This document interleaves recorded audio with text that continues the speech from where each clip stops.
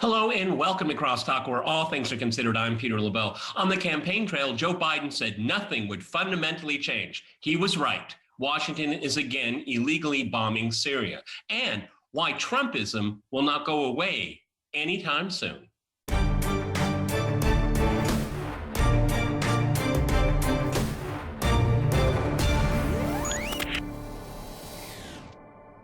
To discuss these issues and more, I am joined by my guest, Marcus Papadopoulos in London. He is a historian, analyst, and author of the new book, Arise Russia, The Return of Russia to World Politics. And in Budapest, we have George Samueli. He's a podcaster at The Gaggle, which can be found on YouTube and Rumble. All right, gentlemen, Crosstalk rules in effect. That means you can jump in anytime you want, and I always appreciate it.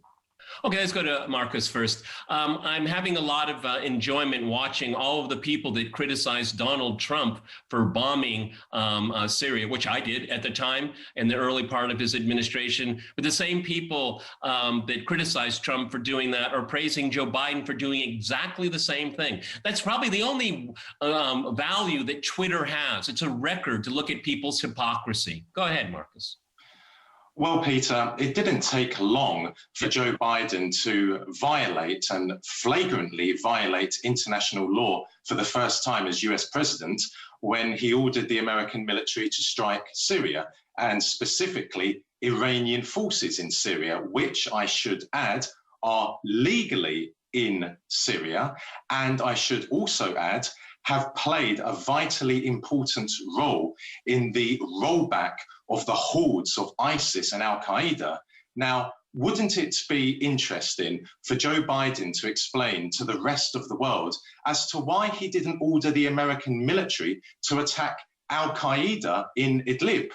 I put it to you, Peter, that if America and Britain had proper journalists, not comprised of the repulsive creatures who currently occupy those positions, then that question could be put to Joe Biden, and I believe that would put him in a very awkward position. But what does his attack on Syria demonstrate? It demonstrates that irrespective of who is in the White House, a Republican or a Democrat, America remains the same old America.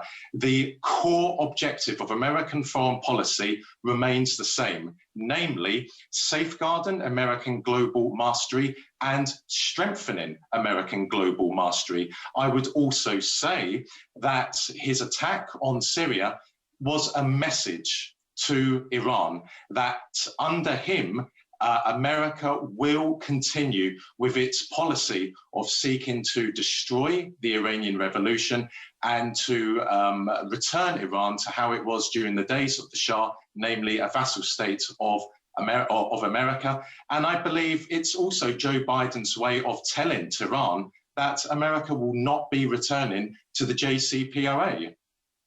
You know, it's interesting, George. Number one, the Western publics are never explained what Iran is doing in Syria. As Marcus rightly points out, they're invited there and they're fighting jihadists, violent terrorist groups, okay? And that is never explained to the Western publics. And number two, well, I guess, you know, Joe's right. America is back bombing, and I would use slightly different terminology than Marcus, you know, maintaining American hegemony. They're saying no one will challenge it, even though they have no answers for the quagmire that they've created for themselves in the region. Go ahead, George. That's exactly right. That quagmire was in large part created by the Obama and Biden administration when they cynically and ruthlessly tried to exploit the Arab Spring in 2011 to bring about a series of regime changes in the Arab world. It started, of course, in Libya, and then it moved into Syria. And it's becoming increasingly clear that the Biden administration, many of whose members are alumni of the Obama administration, want to resume the war in Syria. They've been pouring troops into Syria from Iraq now for, ever since Biden came into office. Yeah, on the day of his inauguration. Exactly. And now they're building another military base there. And I believe that this attack on Syria, because this happens on Syrian soil, for all the talk about, oh, this was an attack on a US airbase in Iraq. Nonetheless, the United States chose to respond by an attack on Syrian soil, was laying down a marker that we are about to resume our regime change operation. I mean, this was repeatedly said by Antony Blinken. And if you look through the WikiLeaks correspondent of Jake Sullivan during the Obama years, they say quite clearly that they are very happy to be aligned with al-Qaeda in Syria in order to topple the government of Bashar al-Assad. So I do think that this is a very sinister development, because I think that for the Syrian people who have been through appalling horrors now for about 10 years, in large part inflicted by the United States, are now going to get even more as the U.S. resumes its regime change operation. And I think that's a very ominous, not just for Syria, but for the Middle East and for the world as a whole. Yeah, Marcus, but this is, putting a marker down I like that description there, because essentially what the Biden administration is saying is that we will continue to attempt regime change forcibly, illegally, and as a front to Damascus's allies in Tehran and in Moscow. But Tehran has made it very clear that Damascus government will not fall. That is clear. They have drawn a line here. So I guess we have to draw the conclusion is that the Biden administration, Blinken and others, are willing to start a regional war. When we know that of course the United States can bring to bear unbelievable military power, but it's the people that it's targeting have amazing different ways to react, okay, asymmetrical ways to react. If I'm not mistaken, Iran is very near the Straits of Hormuz, okay? I mean, then it becomes not just a regional issue, it's a global issue. But everybody knows that in Washington, but they continue this sleepwalk into more conflict. Go ahead. I believe there's two purposes for Washington continuing its illegal military presence in Syria. First, it's a way of maintaining a threat to the Syrian government that perhaps one day America might be in a position again to try and topple the Syrian government through the use of terrorist proxies in Syria, specifically al-Qaeda and ISIS. The Americans are not fools. They know that goal is exceedingly unlikely to materialize. Why? Because of the Russian military presence in Syria. But nonetheless, the Americans will look to the future and think that maybe the day could come when there's another opportunity. But I believe there's a second reason, and I think this second reason is more important than the first reason. As a result of Russia's legal military intervention in the Syrian conflict and an emphatically successful military intervention, an unofficial alliance has emerged in the Middle East comprising of Russia, Syria, Iran, and I would also add to that Hezbollah. That is going to face off against another unofficial alliance in the Middle East comprising America, Britain, Israel and Saudi Arabia. Now, because of the unofficial alliance between Moscow, Damascus, Tehran and Hezbollah, that means that the Americans, the British, the Israelis and the Saudis do not have the room for maneuver which they once enjoyed. But with an American military presence in Syria, which is Russia's eyes and ears, not just in the Middle East, in North Africa, I believe the Americans look at that military presence in Syria as a way of potentially weakening Russia's position in Syria, but also limiting the influence and power of the unofficial alliance between Russia, Syria, Iran, and Hezbollah. That is why I believe the Americans will look to continuing to increase their illegal military presence in Syria. I think there's another theory of the case at the same time, George, is that there is no real policy. It really wasn't coherent from the get-go. And it is just to be a spoiler to make sure that no one else can have a settlement. Okay. So in lieu of a strategy, presence is the strategy. Okay, and that is wasteful. It creates tensions. It creates possibilities for confrontation that are completely unnecessary. And it's just putting a flag in the sand and saying we're here and there's nothing you can do about it, which is not a policy. Okay, it's more of a reaction to the inability to move events in the way that you want. Go ahead, George.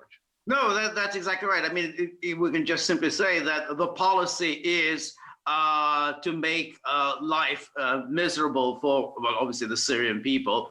It is to thwart Russia, to get them bogged down and lose money, personnel, resources in Russia. Probably with a view to weakening Putin's position at home, because then they say, hey, well, Putin got us into a quagmire. Where are we going? It is just a matter of being spoilers. In other words, it will never happen. Bashar al-Assad, even if we haven't been able to get rid of him, he will never be able to consolidate his government in Syria, because we will always have a presence there. We will always deny him his oil. We will always deny him his agricultural produce. So as long as he's there, Syrian people are going to be miserable. So it is a kind of a spoiler. It's just to make life for everybody miserable. And the Americans will say, yeah, we can do this. And we're just going to go on doing this. But Marcus, to continue with George's point here, it looks like it doesn't really matter who's in the White House. Well, I guess it did matter because Trump wanted to get out. So kudos to him for that. But I mean, other than that, is it, and up until there's a black flag over Damascus, they're going to continue these machinations, which is insane. Go ahead. Yes, absolutely. And I believe that the Americans today, more than ever before, are absolutely intent on taking all means necessary to safeguard their supremacy in the Middle East. Why? Because Russia is back in vogue in the Middle East, in the Arab world, and because there is a strategic partnership between Russia and Iran. The Americans and the British do not have the room for maneuver which they once enjoyed in the Middle East. That's not to say that Western supremacy in the Middle East is going to collapse in the foreseeable future. No, it will remain formidable indefinitely, but it just means that there is a very serious challenge to the Americans and the British in the Middle East. And for that, I believe the world should rejoice. Okay, gentlemen, we're going to go to a short break. And after that short break, we'll continue our discussion on some real news. Stay with RT.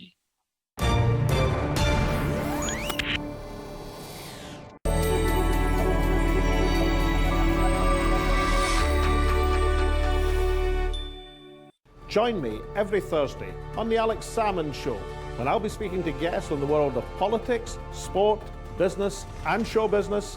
I'll see you then.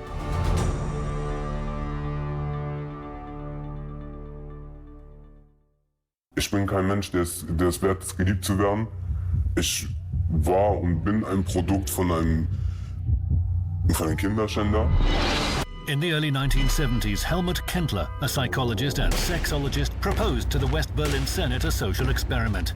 He wanted to let pedophiles adopt and care for neglected boys. The experiment was approved. Die Verantwortlichen sitzen immer noch da, wo sie sind, entweder im Amt oder genießen ihre Rente. Dr. Kendler believed that sex with older men would help with the boys' socialization. Over 30 years, many children were handed over for pedophiles to raise. Und dass die Menschen wirklich sogar noch heute noch in der Lage sind, diese Organisation weiterzuführen und andere Kinder genauso wie uns weiterhin zu schädigen. Nicht die Opfer werden beschützt, sondern die Täter werden beschützt.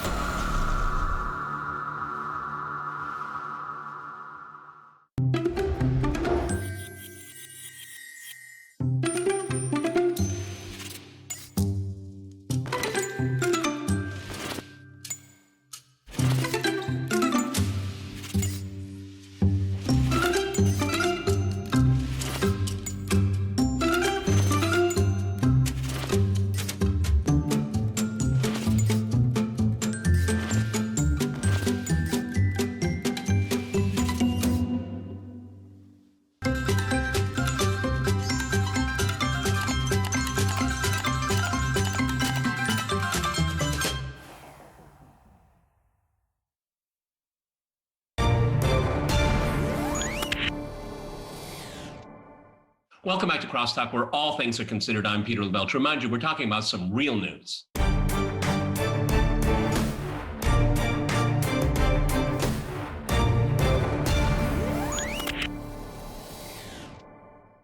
Okay, let's go back to George in Budapest.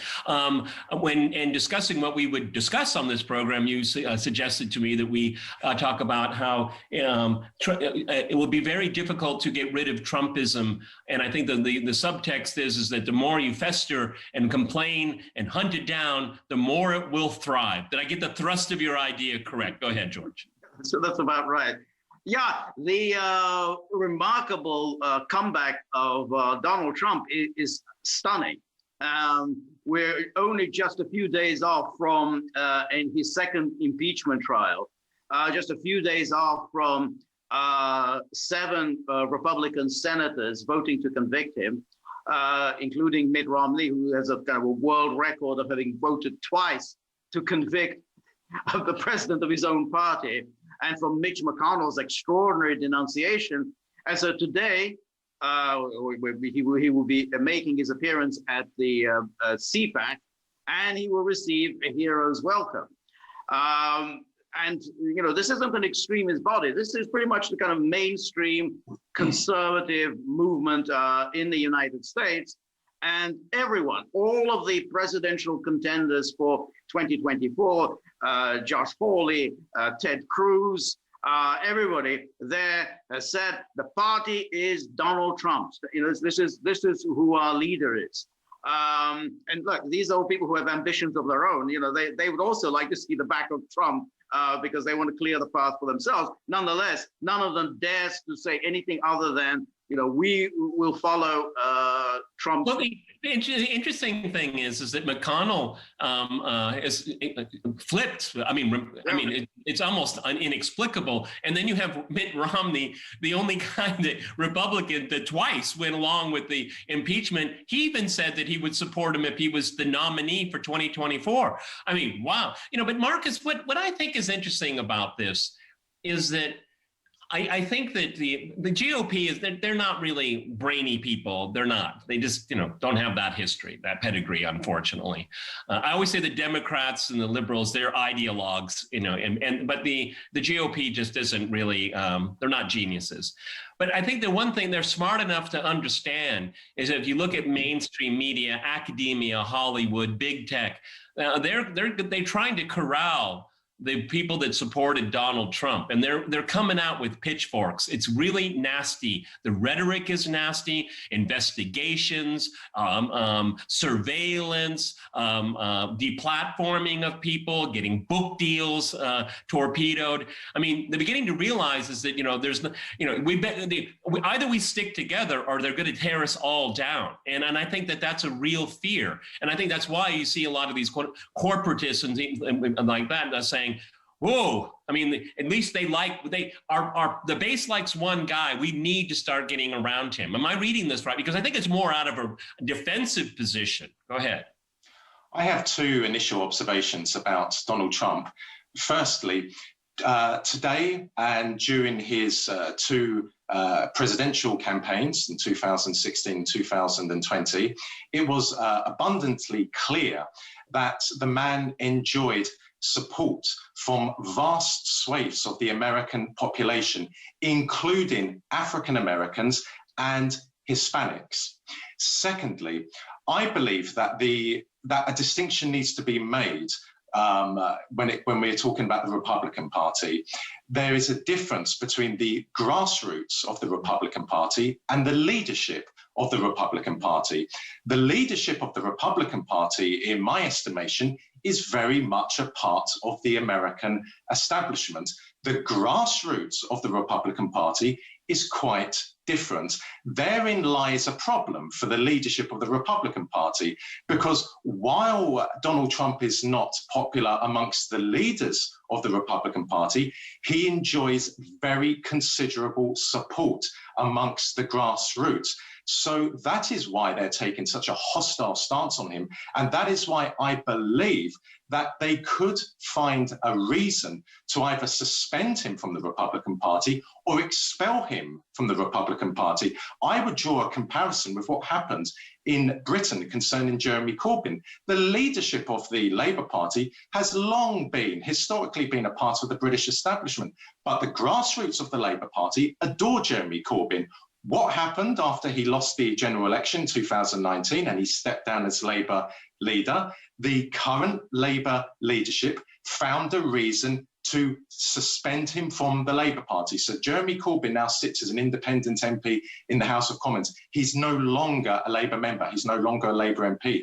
I believe it is well within the abilities and the mindset of the leadership of the Republican Party to replicate what happened to Jeremy Corbyn, but to Donald Trump. I don't know, George, how do you think about that? Because it seems to me what we're experiencing right now, and I think there's a lot of moving pieces right now, is that there is a recognition that the base wants Trump to be in the mix, okay? We don't know as like some kind of godfather figure that, will anoint people, support, or go against people and help them be primaried. I think the leadership of the Republican Party is actually terrified of Donald Trump. I mean, really terrified, because everything you throw at him, all it does is it gives his base more oxygen. It makes them even more angry, and they're seeing this. Okay, again, this, putting the fence, with wall around the Capitol. What is the threat? It's Trump supporters. People, that goes all the way back to the deplorable moment with Hillary Clinton. So what we can't even visit the people's house now. You're afraid of us. We're not talking about, cells, the mysterious cells underground like that. They're saying it's 75 million people. They're the enemy. Right. Well, that's it. But Marcus raises a very interesting question, because I am sure that Mitch McConnell and probably Kevin McCarthy, the minority leader, would love to see Trump kicked out. And Liz Cheney. Yeah, Liz Cheney. Yeah, they would love to see Trump kicked out of the party. But they've already been warned, and Trump has made it clear that if you attempt to do anything like this, I will run as a third party. Now, probably he cannot win just running on a third party, but he can ensure that the Republicans all lose. So this would, in fact, be the dream come true for the Democrats, who are extremely unpopular. They know they are very unpopular, but they love to see the Republicans fighting among themselves, and hope, and pray that there will be a third party run by Trump, and to ensure the Democrats' victory, much as happened in 1992 with Ross Perot's campaign, where Ross Perot got about 20% of the vote, but ensured, he didn't get very much, but it ensured that George H.W. Bush would be defeated. The same thing would happen if Trump would win. Trump would do better than Ross Perot. He would probably carry some states, but he wouldn't win the election as a whole.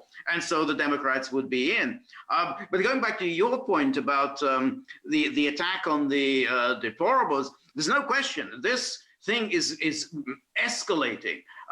The investigation of January the 6th is just getting bigger and bigger and bigger. Now just about everybody who attended the rally is somehow under suspicion. I mean, the other day, the FBI published a photograph of a very cute girl next door. This is a person of interest that we're trying to look at. I mean, person of interest, she looks like she's just, off to, the mall with her friends to buy some burgers and fries. I mean, it's nuttiness of going after all these. George, seriously, taking a step back, what happened on January 6th? Nobody's telling us what happened, except for it was an insurrection. I mean, but what exactly happened? Okay, they're not going to tell us that, or they're going to be using. Let me go back to Marcus, because we're rapidly running out of time. What George had to say about what the Democrats want, and Trump is their nightmare and their dream at the same time. That's what makes him such an interesting political figure. But they need Donald Trump also. They need to talk about him and to attack him, because That's the only thing that keeps their coalition together. Because Joe Biden, there won't be $15 an hour. We can't student loans. We can't do that. We can't do this. Because we're fighting Trump and the Trumpists and the movement. We have to focus our energy there. Because what it is that it's basically shrugging off the progressives, because they said to the progressives, you vote for us, you'll get what you want, this time round. Well, the usual thing with the Democratic Party is that once they get power, they shove the progressives off. But they need Trump to keep that together. And it's a very sinister plan, but politically it makes sense. Go ahead, Marcus. Peter, there's not much in politics which is black and white, which is straightforward.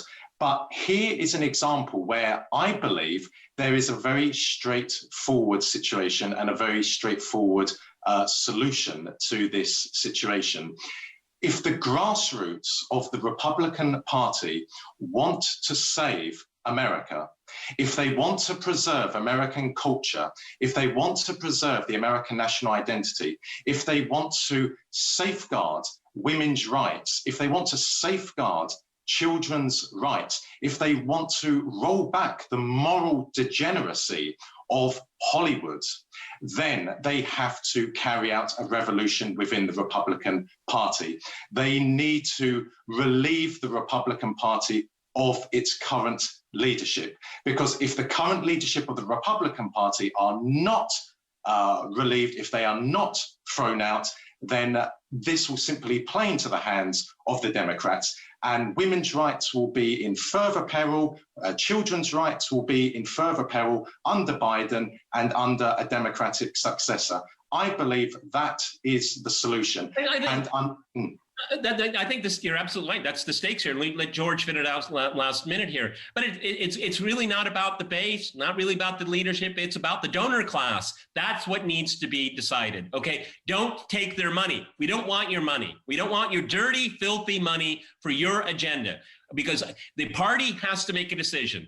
Go stay corporatist and globalist, or go working class. You have to decide. 30 seconds, George. Yeah, that's right. And as the base contemplates, the Biden administration team, which is perpetual war, open borders, boys in girls' locker rooms, a $15 minimum wage, combined with massive unemployment, all of this is just simply kind of Obama on steroids, and therefore, it's the worst possible outcome for the United States. That's why we Trump. And that's why we know it was a failure and why Trump was elected in the first place in 2016. Keep saying this here. I want to thank my guests in Budapest and in London. I want to thank our viewers for watching us here at RT. See you next time. Remember, crosstalk rules.